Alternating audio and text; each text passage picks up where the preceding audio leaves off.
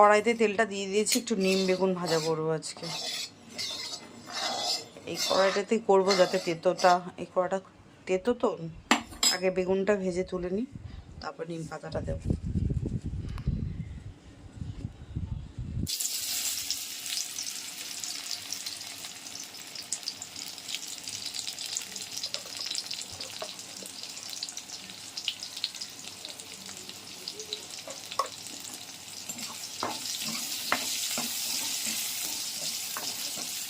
চলো এটা ভাজা হয়ে যাক, তারপর নিম পাতাটা দিচ্ছি।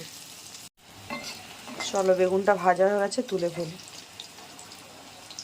এবার নিম পাতাটা দিয়ে দেবো, সাথে শুকনো লঙ্কা দিয়ে দিলাম কটা, যাতে নিম পাতার সঙ্গে ডলে খেতে পারি।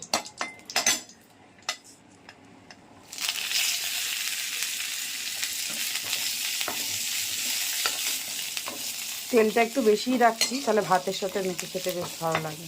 এটা একটু লাল লাল করে ভেজে নিই। নিম পাতাটা ভাজা হয়ে গেছে, এবারে বেগুনটা মিশিয়ে দেবো এর মধ্যে, যেটা ভাজা বেগুনটা তুলে রেখেছিলাম।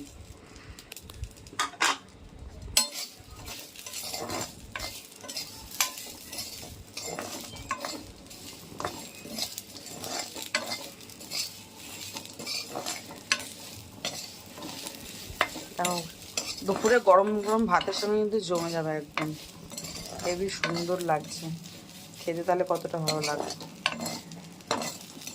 চলো এটা তুলে ফেলি। তেলটা কড়াইতে দিয়ে দিয়েছি, গরম হয়ে যাবে, সাদা জিরে শুকনো লঙ্কা ফোড়ন দিয়ে দিচ্ছি।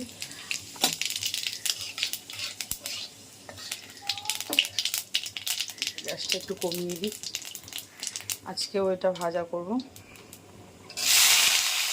তার নাম কি কুদলি না কি বলে।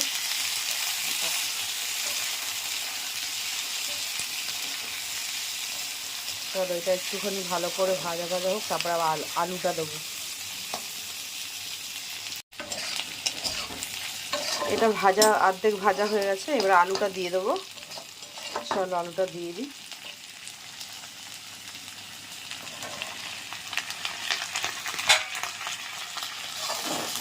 এবার আলুটা ভাজা হোক একটু, তারপরে কিছু যেগুলো মশলা দিই, গুঁড়ো মশলাগুলো ওগুলো দিয়ে দেবো।